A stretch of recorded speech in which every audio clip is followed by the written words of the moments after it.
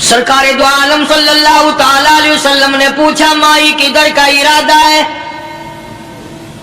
اس نے اتنی بڑی بڑی گالیاں نکال لی اور کہنے لگی مکے میں جادوگر آ گیا، میرے گھر میں جادو پھیل گیا، میری نوح مسلمان ہو گئی، میرا بیٹا مسلمان ہو گیا، اس نبی کے جال میں پھنس گیا، میں تو اس کے جادو سے بچ کر اپنے ایمان کو بچانے کے لیے فلانے دیہات میں چلی ہوں۔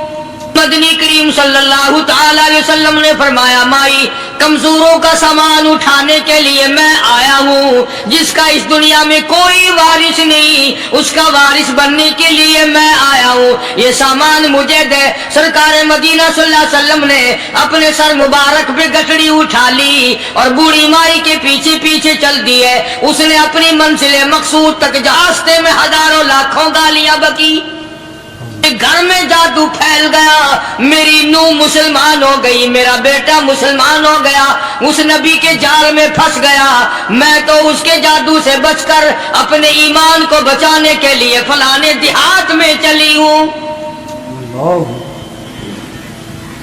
مدنی کریم صلی اللہ تعالی علیہ وسلم نے فرمایا مائی کمزوروں کا سامان اٹھانے کے لیے میں آیا ہوں، جس کا اس دنیا میں کوئی وارث نہیں اس کا وارث بننے کے لیے میں آیا ہوں، یہ سامان مجھے دے۔ سرکار مدینہ صلی اللہ علیہ وسلم نے اپنے سر مبارک پہ گٹڑی اٹھا لی اور بوڑھی مائی کے پیچھے پیچھے چل دیے۔ اس نے اپنی منزل مقصود تک جہاں جانا تھا راستے میں ہزاروں لاکھوں گالیاں بکی۔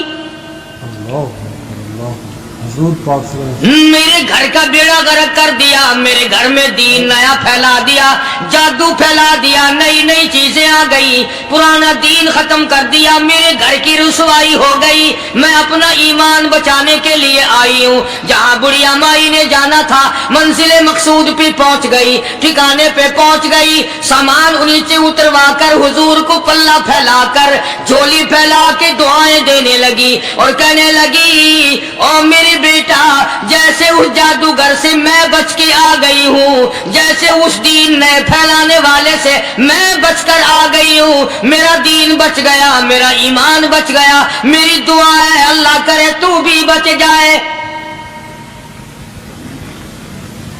سرکار مدینہ صلی اللہ تعالی علیہ وسلم کی آنکھوں میں آنسو آ گئے، فرمایا مائی جس کو سارے راستے میں گالیاں دیتی آئی ہو، جو تیری گٹھڑی اٹھا کے سر پہ لایا ہے، جو تیری ساتھ آیا ہے، جسے جادوگر کہتی ہو، جسے گالیاں دیتی دیتی تھکتی نہیں ہو، وہی اللہ کا